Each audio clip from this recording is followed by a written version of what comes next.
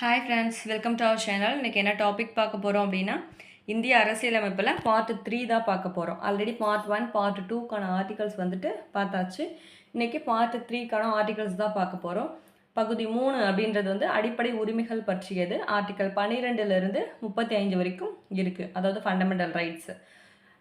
இந்த fundamental rights வந்து எந்த நாட்டிலேருந்து எடுக்கப்பட்டது அப்படின்னு பார்த்தோன்னா, அமெரிக்காவிலிருந்து பெறப்பட்டது தான் இந்த அடிப்படை உரிமைகள்.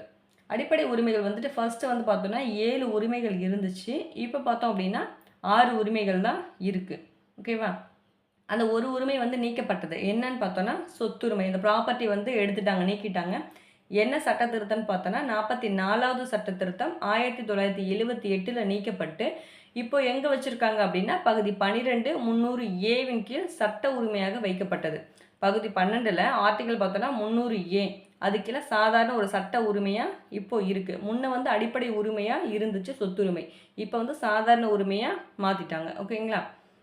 இந்திய அரசியலமைப்பின் மகாசாசனம் சொல்கிறது எதுன்னு பார்த்தோன்னா அந்த பகுதி 3 அடிப்படை உரிமையை தான் இந்திய அரசியலமைப்பின் மகாசாசனம் அப்படின்னு சொல்லுவோம். ஓகேவா?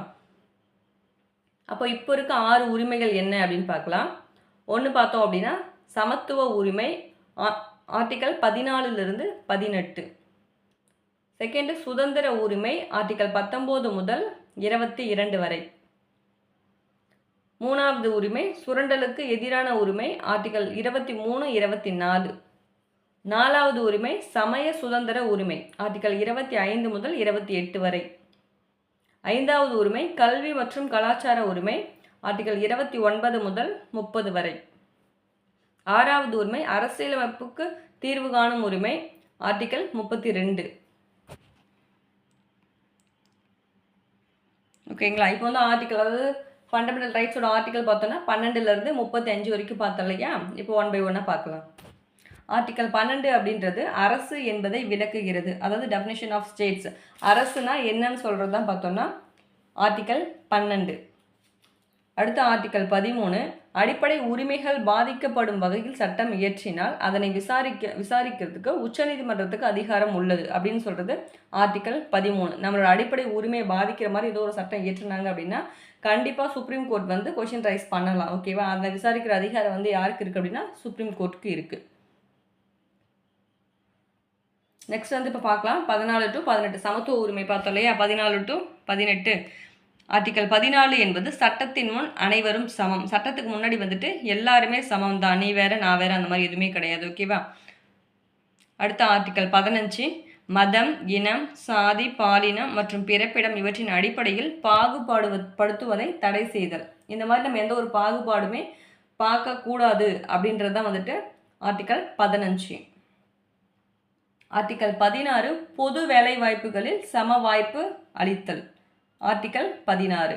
ஆர்டிகல் 17 தீண்டாமையை ஒழித்தல். அதாவது இப்போ தீண்டாமையை ஒழித்தலுக்கான சட்டம் பார்த்தோம் அப்படின்னா அன்டச்சபிலிட்டி அஃபென்ஸ் ஆக்ட் வந்து 1955.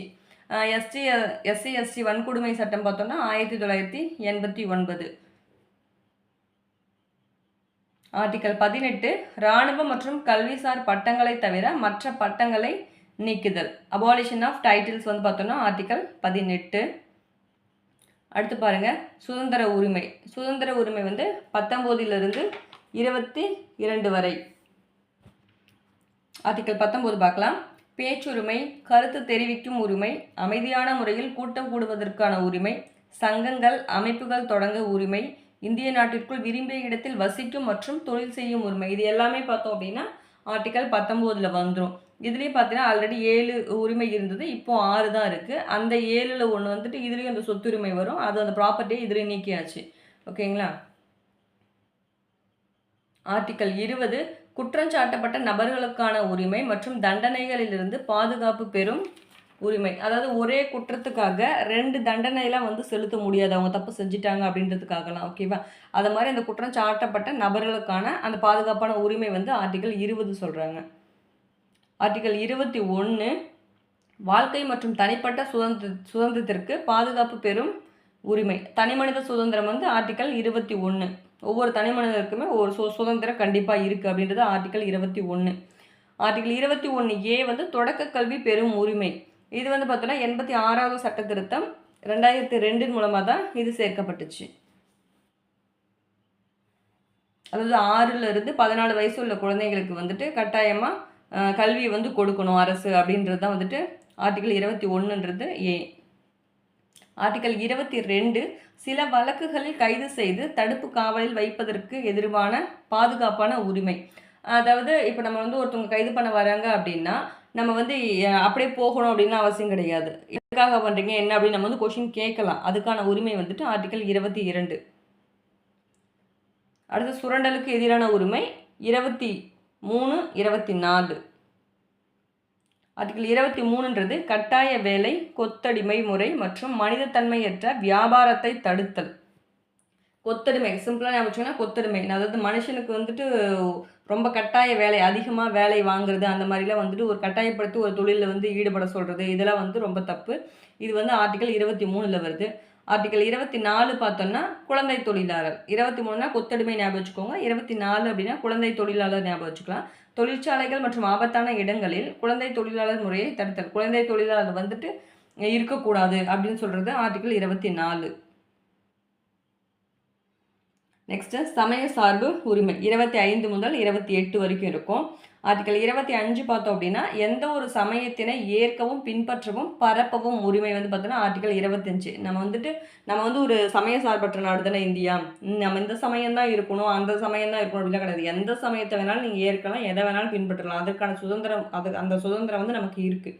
அதுதான் வந்து ஆர்டிகல் 25. ஆர்டிகல் 26 சமய விவகாரங்களை நிர்வகிக்கும் உரிமை. ஆர்டிகல் 26 அந்த சமயம் தொடர்பான விவகாரங்களை வந்து நிர்வகிக்கிற உரிமை வந்து பார்த்திங்கன்னா ஆர்டிகல் 26. ஆர்டிகல் 27 எந்த ஒரு மதத்தையும் பரப்புவதற்காக வரி செலுத்துவதற்கு எதிரான சுதந்திரம். டேக்ஸ் ஞாபகம் வச்சுக்கோங்க சிம்பிளாக, ஓகேவா. 27 அப்படின்னா டேக்ஸ். 28 அப்படின்னா மதம் சார்ந்த கல்வி நிறுவனங்களில் நடைபெறும் வழிபாடு மற்றும் அறிவுரை நிகழ்வுகளில் கலந்து கொள்ளாமல் இருக்கும் உரிமை. அதாவது கல்விக்கூடங்களில் வந்துட்டு மத போதனை வந்து கூடாது, ஓகேவா. நெக்ஸ்ட் பாருங்க, கல்வி மற்றும் கலாச்சார உரிமை 29, 30. ஆர்டிகல் 29 பார்த்தோம்னா சிறுபான்மையினரின் எழுத்து மொழி மற்றும் கலாச்சார பாதுகாப்பு. சிறுபான்மையோட கல்வி பார்த்தோம்னா ஆர்டிகல் 29ல் வந்துடும். ஆர்டிகல் 30 பார்த்தோன்னா சிறுபான்மையோட கல்வி நிறுவனங்கள். கல்வியின் போது ஆர்டிகல் 29 ஞாபகம் வச்சுக்கோங்க. கல்வி நிறுவனங்கள்ங்கிறது 30, ரெண்டுமே சிறுபான்மையர் தான். அது வந்து எழுத்து மொழி மற்றும் கலாச்சார பாதுகாப்பு ஆர்டிகல் 29. ஆர்டிகல் 30ங்கிறது சிறுபான்மையினரின் கல்வி நிறுவனங்களை நிறுவி அதை நிர்வகிக்கும் உரிமை தான் வந்துட்டு ஆர்டிகல் 30. இப்போ ஜல்லிக்கட்டு வந்து பார்த்தோன்னா ஆர்டிகல் 29ல் 1 வந்துட்டு வந்துடும்.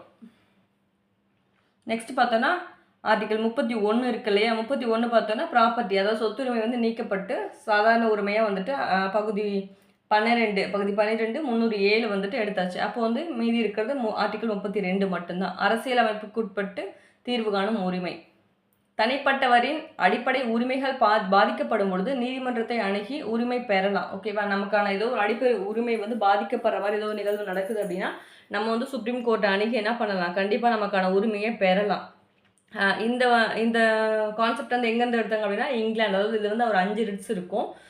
இந்த கான்செப்ட் வந்து இங்கிலாந்துலேருந்து எடுத்தாங்க. இப்போ சுப்ரீம் கோர்ட் அப்படின்னா ஆர்டிகல் 32, இதே ஹைகோர்ட்டாக இருந்துச்சுன்னா ஆர்டிகல் 26, ஓகேவா.